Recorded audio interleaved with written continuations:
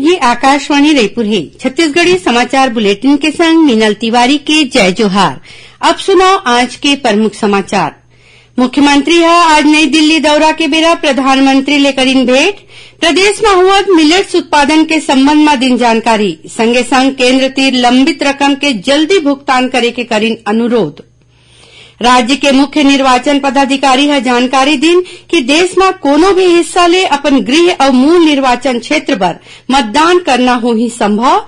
एकर बर भारत निर्वाचन आयोग है prototype remote electronic voting machine करे है विकसित। और राज्य शासन है नवा बछर बर करे है दिशा निर्देश जारी। आज अवकाली रथिया 10 बजे ले 12 बजे तक लाउड स्पीकर बौरे के देगे है मंजूरी। अब समाचार विस्तार ले। छत्तीसगढ़ के मुख्यमंत्री भूपेश बघेल हा आज नई दिल्ली दौरा के बेरा प्रधानमंत्री नरेंद्र मोदी ले भेंट करीन और छत्तीसगढ़ के कृषि समेत आने क्षेत्र में होवत प्रगति के जानकारी दीन।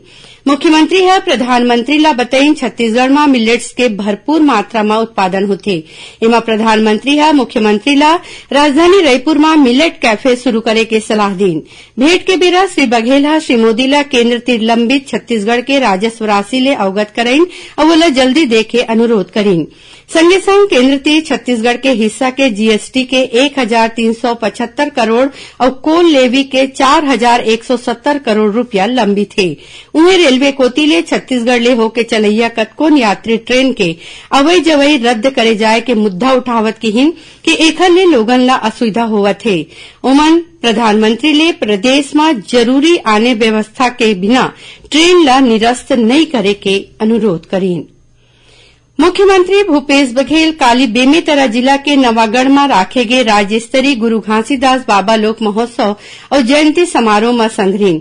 ये बिरमा मन केहिन की गुरु घासीदास बाबा के मनखे में कोनो भेद नहीं।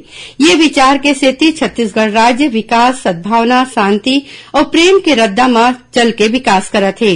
ये बिरमा उमन नवागढ़ में जैतखाम और भवन बनाए बर 1 करोड़ रुपया दे के घोषणा करीन।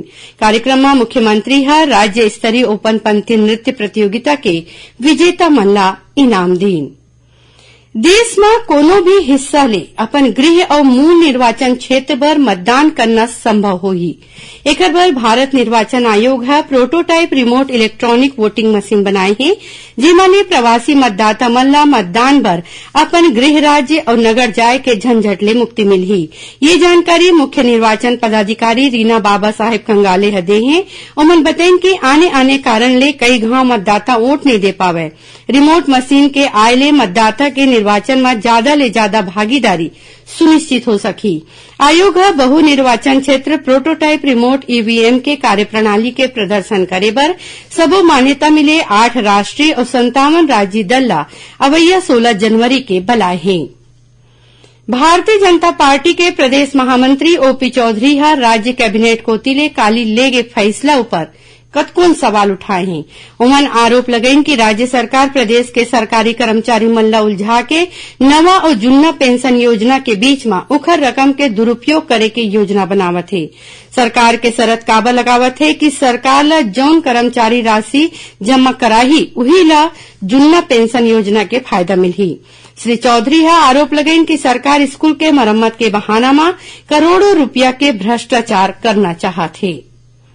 प्रदेश कांग्रेस अध्यक्ष मोहन मरकाम आरोप लगाए हैं कि भाजपा आरक्षण विधेयक में राजभवन के आड़ में राजनीति करत है। उमन कहिन की एकर विरोध में कांग्रेस अवैया 3 जनवरी के रायपुर में जन अधिकार रैली निकाली। साइंस कॉलेज मैदान में प्रदेश भर ले 1 लाख ले ज्यादा युवा जुटी। श्री मरकाम कहिन की कांग्रेस पार्टी मांग करत है कि भाजपा आरक्षण विधेयक में अपन मत बतावे। खबर के मुताबिक आरक्षण संशोधन विधेयक ला राज्यपाल के मंजूरी पर राजभवन भेजे गए हैं जौन में अभी तक दस्तखत नहीं हुए हैं। छत्तीसगढ़ी समाचार बुलेटिन आप मन आकाशवाणी रायपुर ले सुनत हव। अब आगू बढ़न बाँचे समाचार कोती। राज्य शासन हा नवा बछर के कार्यक्रम में ध्वनि विस्तारक यंत्र लाउड स्पीकर ला लेके दिशा निर्देश जारी करे है। एकर मुताबिक आज अवकाली रतिया 10 बजे ले 12 बजे तक लाउड स्पीकर बउरे के मंजूरी दे गे हे। इस संबंध में कलेक्टर और पुलिस अधीक्षक ला निर्देश जारी कर दे गे हे। ओती कोरिया जिला में नवा बछर ल लेके पुलिस कोती ले जांच अभियान चलाए जाथे। एमा गलत कागजात, 3 सवारी, बिना आरसी, बगैर हेलमेट और शराब पी के गाड़ी चलैया मनु पर जुर्माना के कार्रवाई करेगी। इन्हीं बीच राज्यपाल अनुसुईया उइके और मुख्यमंत्री भूपेश बघेल प्रदेशवासी मन ला नवा बछर के बधाई और शुभकामना दिन है। राज्यपाल ह कहिन कि पाछू बछर के कोरोना संकट ले सीख लेके नवा बछर बर तैयार रहना चाहिए। कोरोना के संकट अभी टले नहीं है, एकर सेती जम्मो झन ला सरकार कोती ले जारी दिशा निर्देश के पालन करना जरूरी है। राज्यपाल ह यहू कहिन कि नवा बछर में प्रधानमंत्री नरेंद्र मोदी के अगुवाई में G20 सम्मेलन भारत में राखे जाही, जेमा भारत के दुनिया में साख और बाढ़ी। ये सम्मेलन वसुधैव कुटुम्बकम के आदर्श में आधारित हवै। 9 और 10 सितंबर के नई दिल्ली में अवैया G20 शिखर सम्मेलन होही। एकर बैठक छत्तीसगढ़ समेत आने राज्य में होही।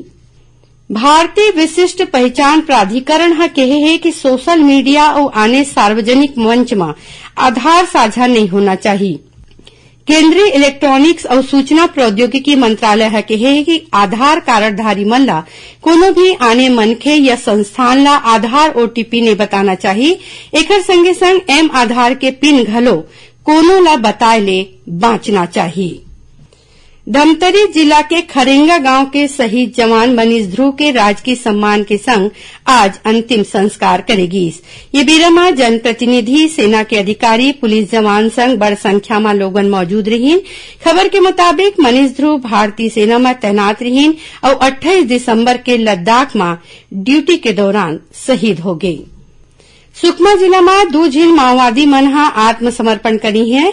एमा ले एक माओवादी ऊपर 1 लाख रुपया के इनाम घोषित रहीस। ये माओवादी मन हा अतिरिक्त पुलिस अधीक्षक ओम चंदेल और सीआरपीएफ के अधिकारी मन के आगू आत्मसमर्पण करीन है। ये माओवादी सुकमा और दंतेवाड़ा समेत ओडिशा में घलो रहीन। एमन ला राज्य शासन के पुनर्वास नीति के फायदा दे जाही।